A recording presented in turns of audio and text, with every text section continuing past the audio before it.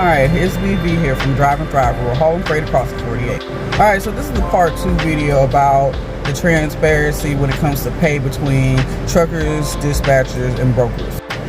Now, going back to what I was talking about, the thing is that it just seems kind of like a crappy deal here when it comes to the fact that, like, I noticed that if, you know, we ask for things, or a driver or trucker asks for things like invoices or freight bills or rate cons, which we understand. I know that, you know, we're not out, you know, they're not obligated to give us the rate con, but we need to have some type of transparency when it comes to knowing exactly what we're supposed to receive.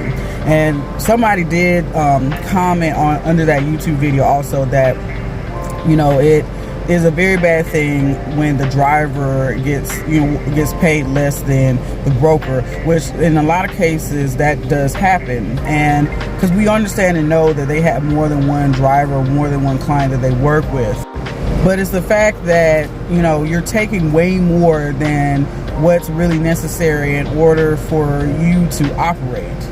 And as drivers, especially like lease operators, owner operators, we have our own expenses and things that we have to deal with, you know, and then the price of diesel has like shot up, all these other things and all these other factors that are putting into play, and then you're taking more and more money, and we're going home with less and less money, and so we have to run more and more every single week in order to keep up. And you know, especially if you're still making truck payments, it's like, you know, you're still trying to cover the check that, you know, the truck payments and all the other expenses, because otherwise you're going to have like a negative amount when it comes to your statement at the end of the week. And being a truck driver, you're highly regulated. You're highly regulated all the time by the federal government, by your state government, and the local government. But it seems like within the trucking industry, like when it comes to the brokers, when it comes to the dispatchers, there's not really any huge regulation on those parts of the industry. Now, we know that they are necessary in order for us to be able to do what we need to do in order to ship things where they need to be, and, you know, and things of that sort.